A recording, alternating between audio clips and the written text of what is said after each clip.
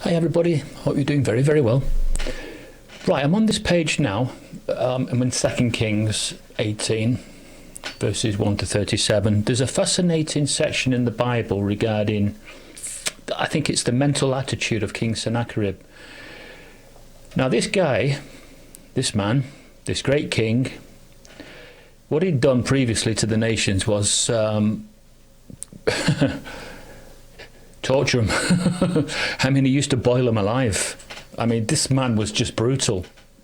Assyria was a very demonic world power in many, many respects. So he'd boil them alive or he'd spike them. And so this was something that his enemies could see. And this is how he kept people in line. But we're going to learn something about his mental attitude, because he's almost trying to reason with Jerusalem and with the kings about what he's about to do with them. You'll see that he uses terminology like, well, did you not see what I did to your neighbours? And they also have gods, but their gods didn't come to their rescue, and I trampled all over them.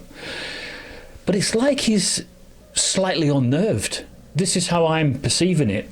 I mean, we're talking about this great king, Sennacherib, and it's like he's slightly unnerved because of the Jerusalem's quiet confidence. It's unnerved him. But I'm gonna read you something here. So we're in 2 Kings 18, and I'm looking now at verse 19. So this is what I want to read to you. So he says, please say to Hezekiah, this is what the great king, the king of Assyria, says. What is the basis for your confidence? You are saying, I have strategy and the power to wage war. But these are empty words. In whom have you put your trust so that you dare to rebel against me? Can you see how he's not 100% confident now? Whereas previously, years have gone by where he's just steamrolled the neighbouring nations that have stood up to him. But here you can actually see that he's throwing out reasons to try to unnerve his enemy to gain a psychological advantage. But it's having the reverse effect, because he's having to ask all these soul-searching questions. He's trying to say to them, well, did you not see what I did to, the Amorites? Did you not see what I did to... And he's telling them about all his previous conquest and how he was able to just take them over so easily. And then reminding them that they all had their gods, but their gods did not come to their rescue. So what makes you think that your God will come to your rescue? And I think that this is fantastic. Now, I stumbled across this video here. This is rather good, this video. I'm not sure how long it is, but I think the one that's put this together, the strongest and most sinister power in the east, Assyria devours every nation that stands in its way. It treats its captives harshly. I'm going to go full screen. Cutting off their limbs, ears, noses, and lips, and forces them to do hard labor. Enemy soldiers are routinely blinded, have their tongues torn out, are skinned, burned alive, or impaled on stakes. Few nations dare open defiance of Assyria. So we're just going to pause it there. So, yes, he's more or less saying what I've just previously said, that nobody would dare to stand up to Assyria back then. And if you did have the audacity to stand up to them, you'd find yourself spiked or boiled alive, or even worse.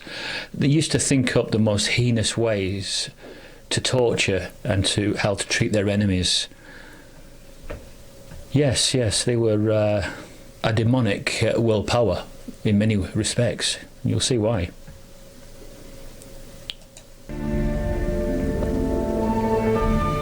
Hezekiah, king of Judah, rebels against Assyria by refusing to pay their high taxes. In response, King Sennacherib attacks Judah after he has destroyed the northern kingdom of Israel.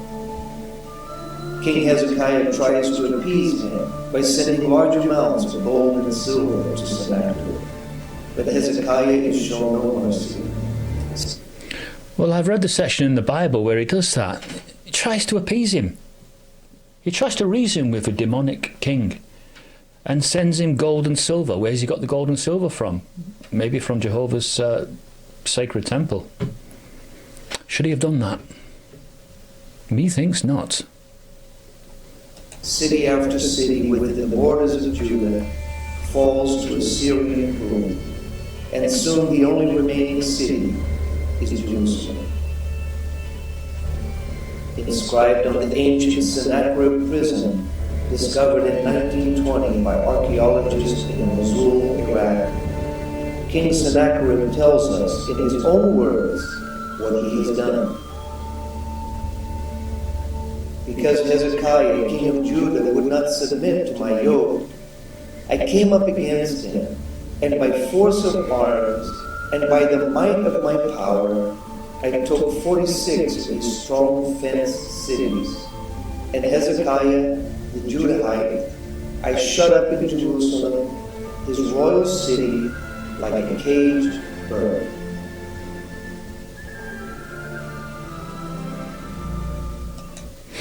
Well, for sure, King Sennacherib had a massively inflated opinion of himself, and would have been surrounded by a lot of backslapping generals telling him how wonderful he is. And so he really thought that he could just stand up to anybody. But there are certain people you don't stand up to, and they are God's people. Before Sennacherib had reached Jerusalem, Hezekiah realized that the city's western hill lay unprotected and vulnerable, and ordered the building of a massive wall. Homes were torn down to make way for this wall and to provide building materials. Jerusalem's main water source, the Gihon Spring, also needed protection. If this was not done, their enemies could block the spring, depriving the whole city of water. I love this. Absolutely love this. It's backed up in the Bible, isn't it? How they diverted the waters. They did. This is Hezekiah's tunnel. I know people that have gone and seen it to this day. This is how they got the water in. They did this before he came. So they were securing their water supply before he had the idea of cutting the supply off. This is quite wonderful. Hezekiah's bold plan was to build a tunnel and divert the spring nearly a quarter mile. Under the foundations of the city, workers began digging at each end of the proposed tunnel through solid rock, and completed the amazing project before Sennacherib arrived. Jerusalem's walls and water supply were secure. As the Assyrian army arrives in Jerusalem, Judah's annihilation seems certain. The supreme commander approaches the wall of the city to meet with Hezekiah's officials and reads a letter from Sennacherib in a loud voice so the people on the wall can hear, hurling insults at Hezekiah and the God of Israel. A big mistake.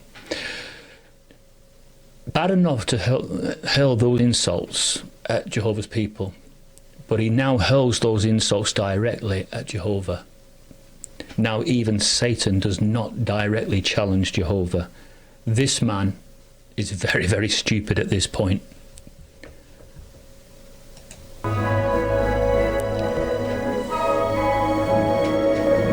When the king hears about this, he tears his clothes, enters the temple, and spreads out the threatening letter before God.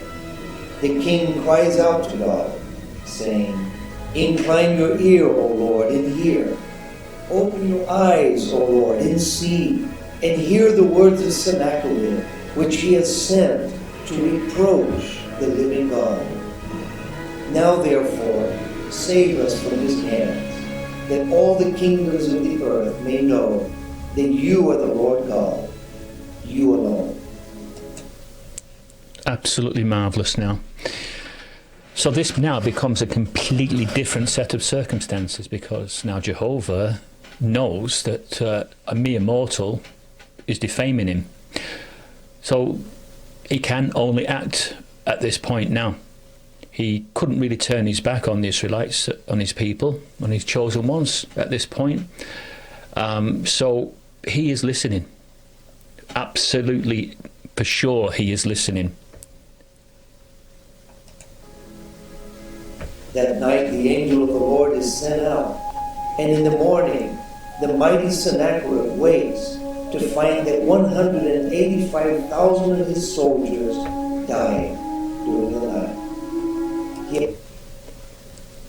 Just absolutely awe-inspiring. So he's actually, he's got his army there, and he's ready for that final attack. And had Jehovah not been with his people, then they would have just gone. They would have just been annihilated. And Jehovah then, from the heavens above, decides to send one of his warrior angels to deal with 185,000 battle-hardened troops. And in one night, they all perished. And so when Sennacherib woke in the morning, this is how he found his army. Wow, he must have thought, I never heard the battle. There was, I didn't hear any commotion. How did 185,000 of my troops just perish? His mind, his human intellect and his mind must have been blown by that discovery. He abandons the siege of Jerusalem and returns to Assyria. Wow, so just like the Bible said, the Assyrian king would not lay down an arrow. He would not fire an arrow. Just like the Bible said. We need to have confidence in the Bible, and to do that, we need to look at biblical history. We should all be doing it. Not long afterwards, Sennacherib is worshipping in the temple of Nishon, his god, when two of his sons strike him down with a sword and kill him, and his son Esarhaddon reigns in his place. So he was killed by two of his sons. I mean, just so fitting, isn't it? You stand up to Jehovah, you make a direct challenge to Jehovah's authority, and you come a cropper. Our biblical history is full of people that dared to stand up to Jehovah's authority and met with death. Not just back in these times, but for future times, people that will stand up to Jehovah's authority will be met with death as well. I think really that's what Tony Morris was saying, that Jehovah's enemies will soon be snuffed out like smoke because they dared to stand up to the Most High, or dared to question his authority, is equally as bad. And so, what God said through the prophet Isaiah comes to pass. The king of Assyria shall not come into this city, nor shoot an arrow there. By the way that he came, by the same shall he return. For I will defend this city, to save it for my own sake, and for my servant David's sake.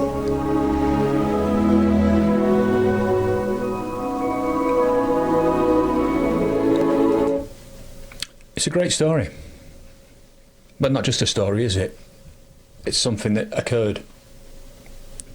You can go today and look at Hezekiah's tunnel.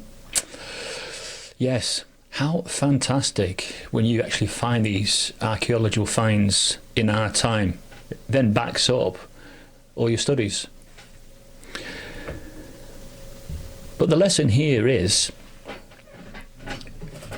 if the serpent and even Satan never at any time made a direct challenge to Jehovah's authority, and he certainly didn't make a direct challenge in the Garden of Eden. All he said was, is it really so that Jehovah has said that eating from the tree of knowledge of good and bad, that you will positively die? And he just uses that word, is it really so?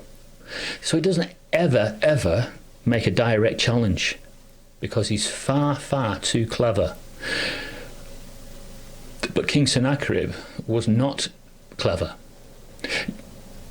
He was a man of military might, but not clever enough to understand that Jehovah had a special people, and to attack those people was as good as attacking the God of Israel himself.